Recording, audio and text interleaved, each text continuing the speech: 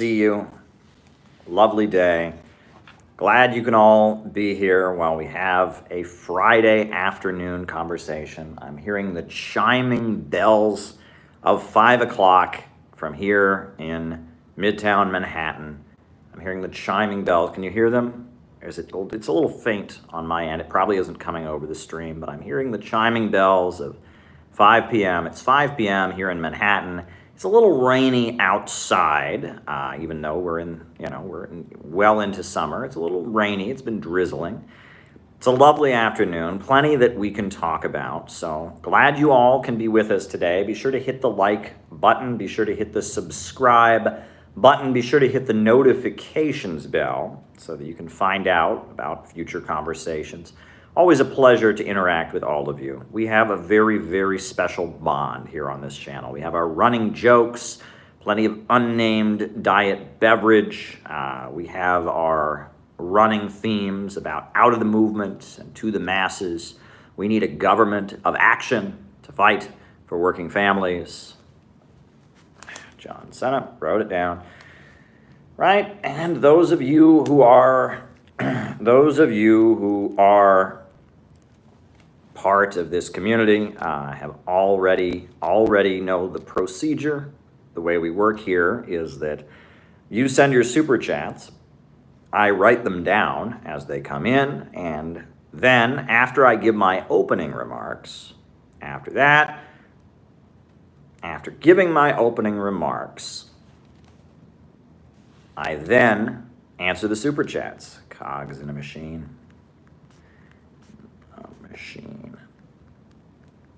Okay, that's how we roll. And so I give my opening remarks. We do our roll call where I call you out as I see you. And then I answer your super chat questions. So before we get into my opening remarks, be sure to hit the like button. Be sure to hit the subscribe button. Be sure to hit the notifications bell. Be sure to post this on Reddit, post this on Facebook, post this on Twitter. Thank you, Arthur. Arthur loves my work. Well, I love you too, Arthur, and I love all that you do. Arthur is a great graphic design artist. He designed the cover to my Kamala Harris book. It was pretty good stuff. Tim Buck supporting Browderism. And Arthur's a great fellow. Arthur's great. So thank you, Arthur. And writing down the super chats as they roll in to be answered in the second half of the show. Glad everyone's joining us. Like I said, be sure to tweet this out. Be sure to share this. And today,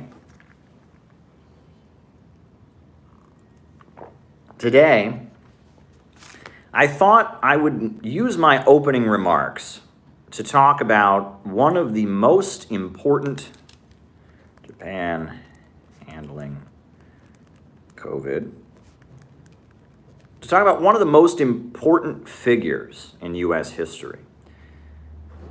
I would argue that William Z. Foster was the greatest American communist who ever lived. I cannot think of a communist leader in U.S. history who surpassed William Z. Foster in terms of their influence, in terms of their effectiveness.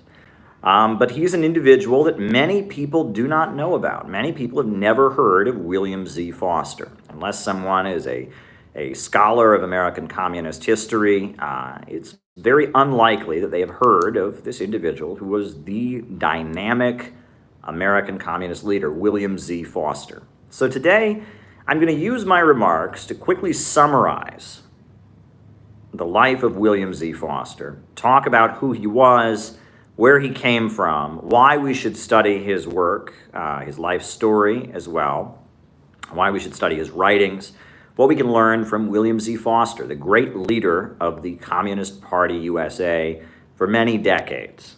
So, if you don't know who William Z. Foster is, you should know who William Z. Foster was. You should know who he was. Today is not the anniversary of his death, but I felt like it was important that we talk about it. Okay. Concrete examples of liberal Malthusianism. So, William Z. Foster William Z. Foster was an Irish American, second generation. His father and mother both immigrated to the United States from Ireland. He came to the United States. He was born here, but his parents came from the United States because his father was heavily involved in the Irish national liberation struggle. His father was a Fenian, an Irish nationalist. He was from a Roman Catholic Irish family. William Z. Foster was born in the town of Taunton, Massachusetts, and that is a small town near Boston. That's where William Z. Foster was born, but shortly after his birth, he moved to Philadelphia. And he was one of 10 or 11 or maybe even 12 children. He had a number of brothers and sisters, and he grew up in a very working-class neighborhood in Philadelphia. He was involved in a street gang called the Bulldogs as a young person. He learned to read and frequently went to the Philadelphia Public Library and studied and learned about many different topics. He was a self-educated person. I don't think he ever graduated from high school, but he was self-educated, and he made a point of learning about different things, and he had a number of jobs. His first job was as the assistant to a sculptor. He would go and acquire equipment for a sculptor. Later, he became a sailor. Another point, he was involved in construction. He did a lot of jobs. Okay, books on agricultural freedom, MK Ultra. All right, and he was a working class person. And we don't really know why or who it was, but apparently one day he was walking down the street and he saw a soapbox agitator. I don't know if folks know what a soapbox agitator was, but back in the day, political people who wanted to get their message across would set up a soapbox. They would have a box, a wooden box that soap was delivered in. They would turn it upside down. They would stand on top of it, and they would speak and shout to people. And William Z. Foster, as a young man, was walking someplace, and he saw a soapbox agitator preaching communism. The soapbox agitator he saw was most likely from the Socialist Labor Party of Daniel de Leon, though we do not know that for a fact. And he saw this soapbox agitator who was standing on a street corner preaching communist revolution. And he stopped and listened to the soapbox agitator. And he then had an argument, an extensive argument with the soapbox agitator for several hours.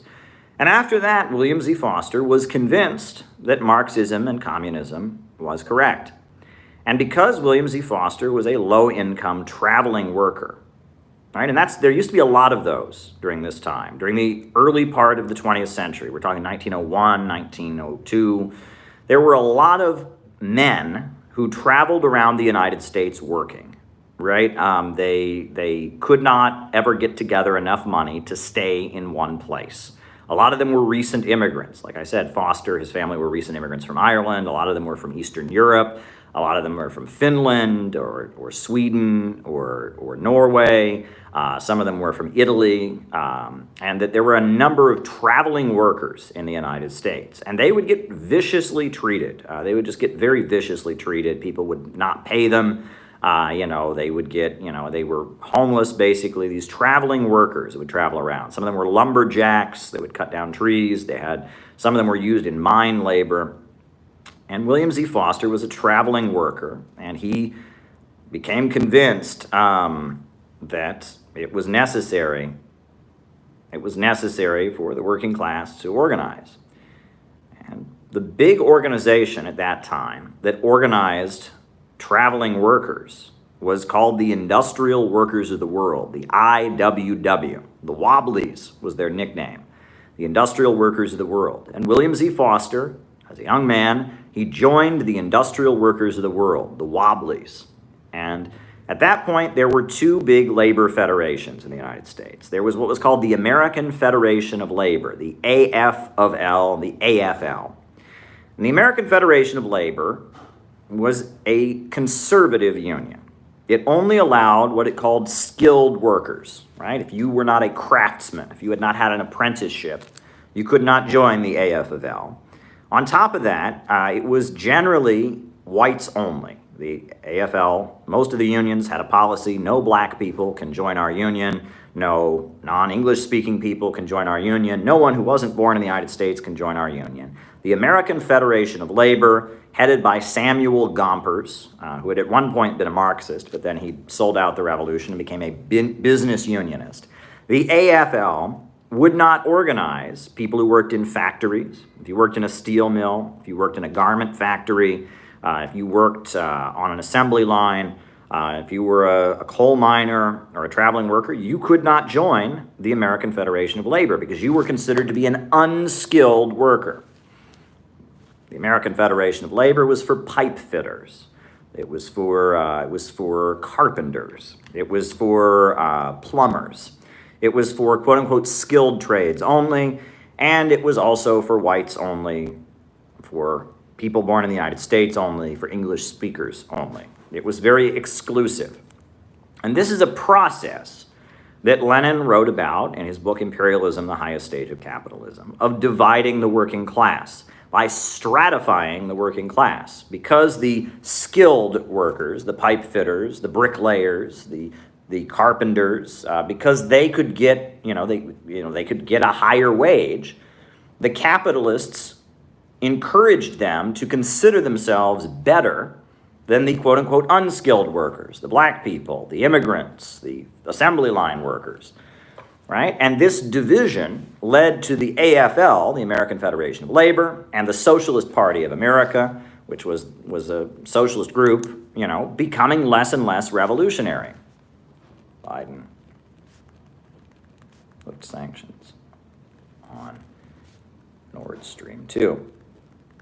Right? And this is the process that Lenin referred to as the aristocracy of labor. Because these pipe fitters and carpenters and plumbers and skilled trades, they were exploited. They were not paid the full value of their labor. But because they received significantly higher wages, they often started to sympathize with the capitalists and would support the capitalists against the other workers, right? And because the United States was becoming an imperialist country during this time, the big corporations in the United States were making not just profits, but because they were, they had a war with Spain and they, colonized the Philippines and colonized a number of parts of the world, because American banks and corporations were stretching out their influence all over the world, the capitalists of the United States were making super profits. And so they could afford to pay some workers a little bit more if it meant dividing the working class.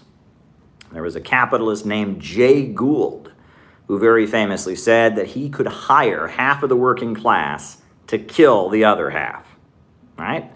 And this would happen, when there was a strike, of pipe fitters or bricklayers or people like that, they would bring in people that were excluded from the so-called skilled trades as scab labor, and when there was a strike of the quote-unquote unskilled or the lower levels of labor, right, the lower paid workers, the American Federation of Labor would mobilize to break that strike.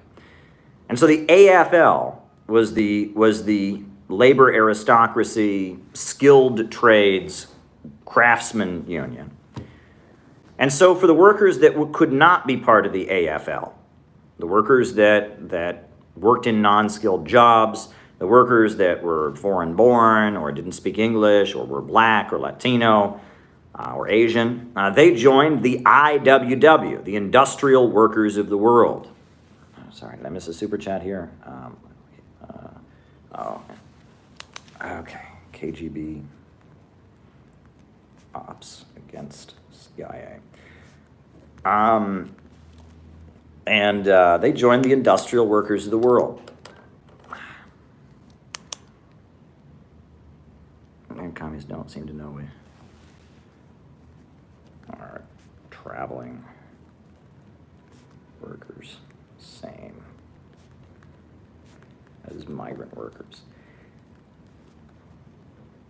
And the IWW, they were they were kind of the polar opposite of the AFL. While the AFL was all about, reformism, they would vote for Democrats and Republicans. They excluded other people from their unions. They rarely went on strike unless they got like full legal permission to do so. They were very reformist in their outlook.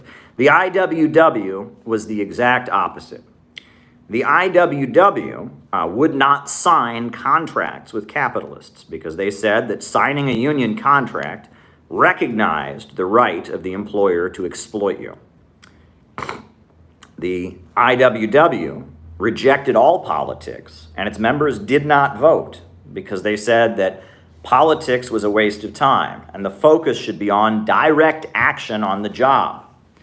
Now, the IWW, their trademark was what they called was the old wooden shoe, sabotage, and they would break the machinery, right? That was generally what they would do, as they called it, the strike on the job, where if the employer was mistreating people, they would start breaking the machinery and start sabotaging the workplace, costing the capitalist money until he gave in to their demands. The IWW, the Wobblies, they were known as the radicals. They were syndicalists, meaning that they did not engage in politics. Their goal was for the workers to own the factories. That was the Wobblies. And William Z. Foster was a Wobbly. And one of the main things that the Wobblies did was go from town to town preaching socialism and preaching class struggle. Joe Hill was the famous musician. I don't know if folks have heard of Joe Hill, a very famous folk musician who was a leader of the IWW. And they would go around, they would perform little plays and sketches about the workers' struggle against the capitalists. They would have soapbox speakers who would preach about the need for socialism. And often there was a rule against a town, especially out west in places like Oregon and Washington State and California. Towns would pass a city ordinance that it was illegal to preach communism in their town. It was illegal to preach socialism in their town. So what the Wobblies would do is the Wobblies would have what were known as free speech fights, where one of their people would go to a town, give a speech, the town would pass a law, no agitators allowed in the town. And so then word would go out, and from all over the country, thousands and thousands of Wobblies would go to the town and one by one give a speech about socialism and get arrested and defy. It was civil disobedience. They would defy the law. And they would do this, and there might be some property destruction, and some windows that got broken, and there might be some other shenanigans that take place in the town. And after a while, the town, with its jails full of people and all kinds of people coming from all over the country and breaking shit, would give in, would just give in and say, you know what, you can preach socialism in this town, and that would be it. And this happened in town after town after town, right? Ukraine. Okay, and this happened in town after town after town, that these free speech fights would happen. And one of the most intense free speech fights was in Spokane, Washington, a very intense free speech fight. But it happened in town after town. They would have these free speech fights. And that's what the Wobblies did, the IWW. And William Z. Foster was a Wobbly, and he would get arrested in these free speech fights. And he was a traveling worker. He did a lot of different odd jobs, and he would get arrested in these free speech fights that they had around the country. But within the IWW, there started to be debate. There started to be a lot of debate because they weren't really achieving what they wanted to achieve. Right? The American Federation of Labor was against them. The country and the government was suppressing them. And there was a lot of debate about how they should move forward. And there were some people that said they should move in a political direction and join the Socialist Party. There were other people who had different ideas. William Z. Foster and his allies in the IWW said that it would be better, that instead of having a separate union in the IWW, that what they should do is that they should join the American Federation of Labor and bore from within. It was a strategy they called boring from within. They would join the American Federation of Labor and push revolutionary politics inside of a reformist union. That was their strategy, to bore from within. And so William Z. Foster and his followers, they quit the IWW and they formed the Syndicalist League of North America, the SLNA. Goodness gracious. The SLNA, the Syndicalist League of North America. And William Z. Foster and his followers, they called them the Fosterites. They broke with the AFL, with the IWW, and they joined the AFL. And it was a big thing. And the Wobblies were very angry with them, thought they were sellouts for joining a reformist union. And in Chicago, they entered an agreement with the leaders of the Chicago Federation of Labor, the Chicago AFL. And they joined the Chicago AFL. And they were a group. It was a group a big group of organizers that William Z. Foster was the leader of, and they joined the Chicago Federation of Labor. And even though the American Federation of Labor, the AFL, generally had a policy that they did not organize unskilled workers, in Chicago, they were able to maneuver the unionization of the meatpacking houses. Right? Meatpacking was a big industry in Chicago. The stockyards, right? The stockyards, the packing houses where people packed meat. Workers from Eastern Europe primarily. Folks from Lithuania and Latvia and Russia and Yugoslavia. Those folks were very viciously exploited. If you read The Jungle by Upton Sinclair, it describes in detail how badly the Eastern European immigrants of Chicago were treated in the meatpacking facilities. And so, William Z. Foster organized the stockyards. And what they did was that they never really called a strike, but they put out a lot of literature hinting that they might go on strike. But they had a series of public hearings exposing the conditions in these stockyards and showing how children, child labor was being used, and these children were being worked long hours and treated miserably and paid far less money than adults. And they showed the bad conditions of the food. I mean, this is the meat that people are eating. This is the beef and the pork that people are eating, and they showed the conditions with the bugs and the unsanitary stuff, and they just embarrassed the capitalists, just humiliated the owners of the Stockyard Council, showing the ugly practices. And they hinted that they might go on strike. Now, they didn't go on strike, but they hinted that they might. And based on that, the employers ultimately signed a union contract, and the Stockyards Labor Council was created. And thousands of workers who worked in meatpacking facilities got union representation on the job because of William Z. Foster and because of the Syndicalist League of North America. And of course, because William Z. Foster was the leader of the Syndicalist League of North America and the Chicago Federation of Labor, he had to be somewhat discreet about his beliefs, right? They had he changed the name of the Syndicalist League of North America to the International Trade Union Educational League, the ITUEL. And when World War I started, during World War I, if you protested World War I, if you said you were against World War I, you went to prison. Eugene Debs went to prison. There was a farmer who went to prison for making anti-war comments in his own house during World War I.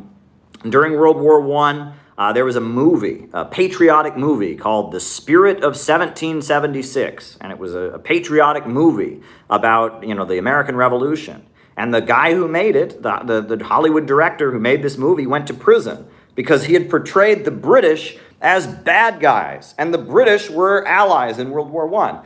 During World War I, the U.S. became almost a fascist state. There was no freedom of speech, there was no freedom of assembly, and you could not oppose World War I. And all kinds of socialists were put in prison. Many socialists were killed. In Seattle, there was a socialist named Frank Little who was lynched by a mob.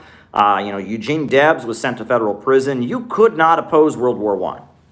Couldn't oppose it, right? There's a famous Supreme Court case, Schenck versus the United States. You couldn't oppose World War I. So publicly, William Z. Foster pretended to support World War I because that was a way to avoid, having the Union broken up. Even though William Z. Foster privately opposed the war, he made the strategic decision of pretending to support World War I in order to strengthen his Union efforts. And after William Z. Foster unionized the stockyards, right, as the war was coming to an end, William Z. Foster led the Great Steel Strike of 1919. And this is one of the biggest strikes in American history, where steel workers all across America went on strike demanding the right to union recognition. And this was in Pittsburgh, this was in Chicago, this was in Cleveland, this was in Philadelphia. It was all over the country. Steel workers, over 365,000 steel workers, went on strike demanding the right to a union. And it was big, it was huge, and it was a national emergency, the Great Steel Strike of 1919. And William Z. Foster was the leader of the Great Steel Strike of 1919. President Woodrow Wilson called him to the White House and urged him to call the strike off. And William Z. Foster would talk about William Z. Foster would talk about how when Woodrow Wilson had spoken to him, he had spoken in quote-unquote roughneck talk, assuming that William Z. Foster must be this ignorant worker. That was the situation. So the Great Steel Strike of 1919 failed, and they did not win union recognition for steelworkers. Steelworkers didn't get union rights up until the late 1930s. And after the strike failed, William Z. Foster got an invitation to go to the Soviet Union, where Lenin and the Bolsheviks were having an international conference of trade union leaders. And William Z. Foster was reluctant to go because the Communist Party of the United States had not supported the steel strike of 1919. The Communist Party of the United States at the point was made up of radical anarchists who had supported the Bolsheviks because they'd had a Russian Revolution. And because William Z. Foster had organized the steel strike with the American Federation of Labor, not the Wobblies, they thought it was a phony strike, and they had opposed it. And they called William Z. Foster E.Z. Foster, like he was a phony. He was a sellout because he was part of the American Federation of Labor. So William Z. Foster was reluctant to go to the Soviet Union. But he went anyway. And when William Z. Foster went to the Soviet Union, he found out that Lenin had been urging the American Communist Party to support the steel strike of 1919. That Vladimir Lenin had actually been urging the Communist Party to support the steel strike. And that Lenin had written an entire book called Left-Wing Communism, an Infantile Disorder, urging American communists to participate in elections, to join the American Federation of Labor and bore from within and push for revolutionary politics, and that on many issues, the Bolsheviks and Lenin and William Z. Foster had a similar orientation. And so, in 1921, when they had the Unity Convention of the Communist Party, where the Communist Labor Party, the Communist Party, the African Blood Brotherhood, the Revolutionary Committee of the Socialist Party, and William Z. Foster's Trade Union Educational League all merged into one party, right? The Communist Party, it goes back to the 1919, but it was really 1921 when they had the Unified Convention, where all the different factions that were trying to get the authority to be the Communist Party, they all merged into one party. They became the United Communist Party. And William Z. Foster was an important leader of the United Communist Party, of the Communist Party of the United States when it emerged. He was a national celebrity. He'd been the leader of the steel strike, the Great Steel Strike of 1919. He was their labor leader. William Z. Foster was the leader of the Great Steel Strike, and he was the leader of the Communist Party's labor work. And the Communist Party during the 1920s was very, very factional. There were many different factions that were battling for power. William Z. Foster and his faction were fighting against Jay Lovestone and John Pepper and their faction. And many people didn't even know what the disagreement was about. It was very clear that these two factions of the Communist Party didn't agree with each other. And Stalin gave his very famous speech to the Communist Party of America, where he got William Z. Foster and he got Jay Lovestone and all the leaders of both factions of the American Communist Party and told them to get along, told them to stop fighting with each other, and furthermore pointed out that one of the greatest crimes, in his view, of both factions was that both William Z. Foster's followers and Jay Lovestone's followers were referring to themselves as Stalinists, right? Because Lenin had died, Stalin was the new leader of the Soviet Union, and so both factions were going around telling people that they were the Stalinist faction of the Communist Party. And Stalin said to them, there's no such thing as a Stalinist. He said he was a Marxist-Leninist. There's no such thing as a Stalinist, so stop invoking my name for your factions. And Stalin didn't side with either faction, and he urged the American communists to stop their factional fighting. And that was Stalin's famous speech to the American communists. But things changed. 1928, the Communist International had its 6th World Congress. The 6th World Congress of the Communist International was convened in 1928. And at that convention, at the 6th World Congress, the Communist International changed its position. The Communist International switched its position, and instead of seeking a united front with the Social Democrats, they switched to fighting against the Social Democrats. The policy was united front from below. They started referring to the Social Democrats as social fascists. And that became the new policy. The new policy became that Social Democrats were the roadblock to the revolution, and the main focus of communists was to expose the Social Democrats. They argued that there had been three periods in American communist history. There had been the first period following the Russian Revolution, where there was upheaval in world communist history. There had been the upheavals following World War I, in which the Russian Revolution had taken power. There had been a lot of uprisings in different countries. Then there had been the period of capitalist stabilization. That was the 1920s, the Roaring Twenties, etc. But then they argued that in 1928, the world was entering the third period. The third period. And this third period was the period where the Soviet Union would begin industrializing with the 5-year plans, number one, and there would be a push for revolution around the world. So in 1928, the Communist International adopted the strategy of the third period. The third period. And that third period that they adopted, that meant fighting the Social Democrats. Well, Jay Lovestone and his leaders of the Communist Party, his alliance, his faction, they didn't go along with the third period policy. So they were kicked out. And they were accused by Stalin and other people of American exceptionalism, right? Because they argued that the United States was an exception to the Comintern policy. And it was an exception to the understanding of politics that you got from the Communist International. And because they argued that the United States had, the world communist movement had entered a third period, sure, but the USA was the exception. Because of their American exceptionalism, they were kicked out of the Communist Party. And so William Z. Foster became the leader of the Communist Party.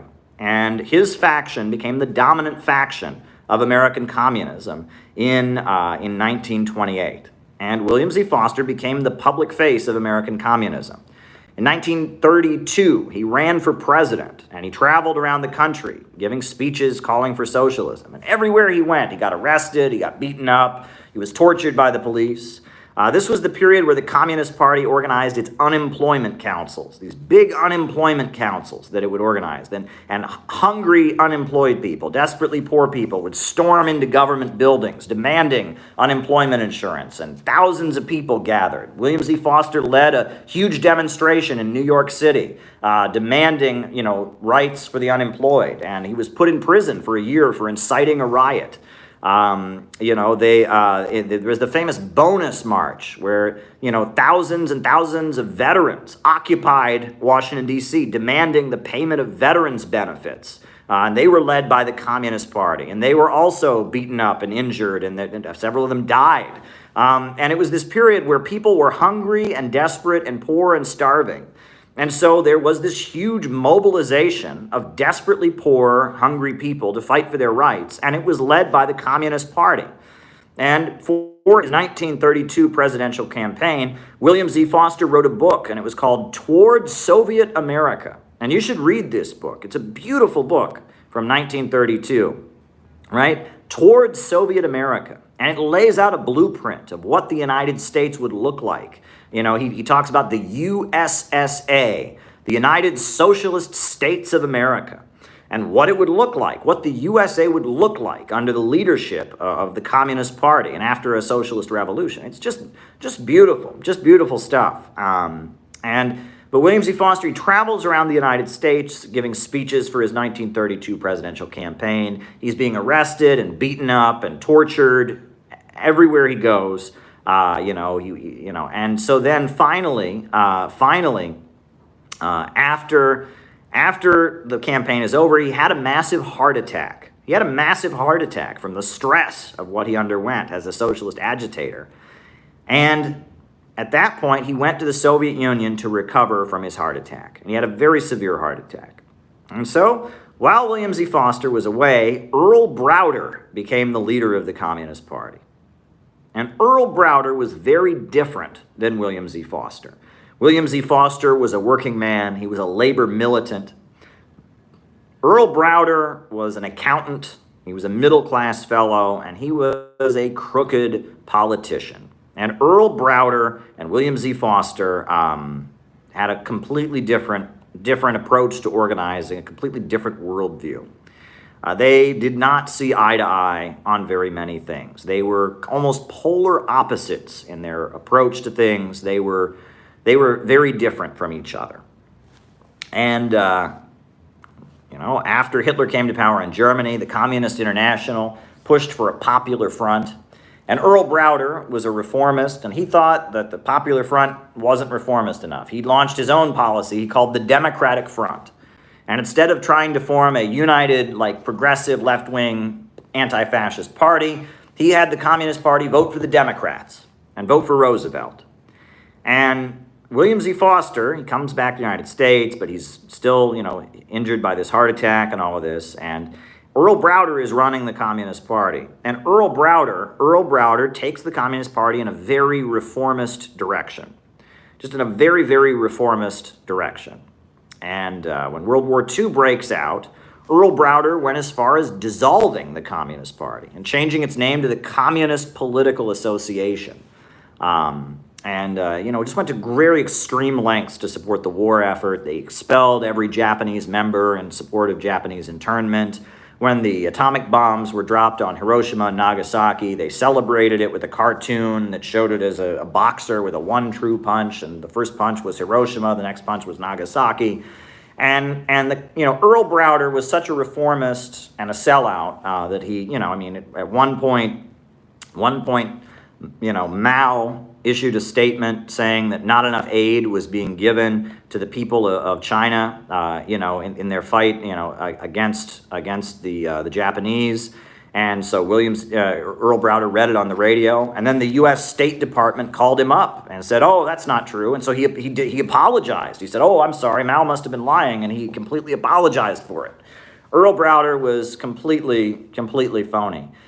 But as the Second World War was coming to an end, it became clear that the USA was getting ready for the Cold War, right? Roosevelt died, and Harry Truman became president, and the Cold War was starting. And at that point, a number of communists around the world said that the Communist Party of the United States, their policy, and they weren't even a party at that point, their Communist Political Association, their policy of supporting American imperialism had to end.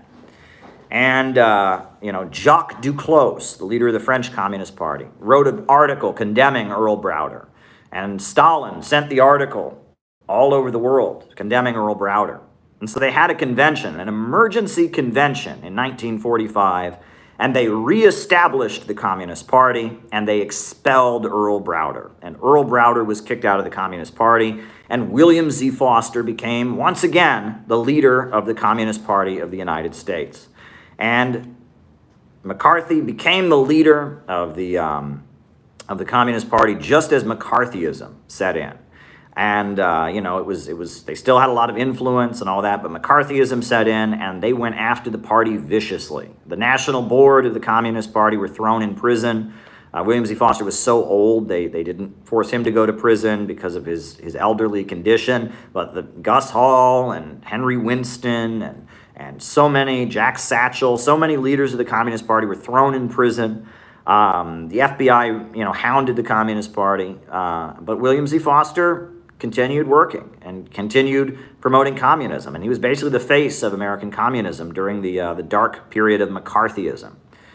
The dark period of McCarthyism set in, and the FBI was going after them. And William Z. Foster, he wrote books. He wrote a book on American history called The Outline Political History of the Americas, and it was used as the official textbook if you studied American history in a Soviet university. They used that book.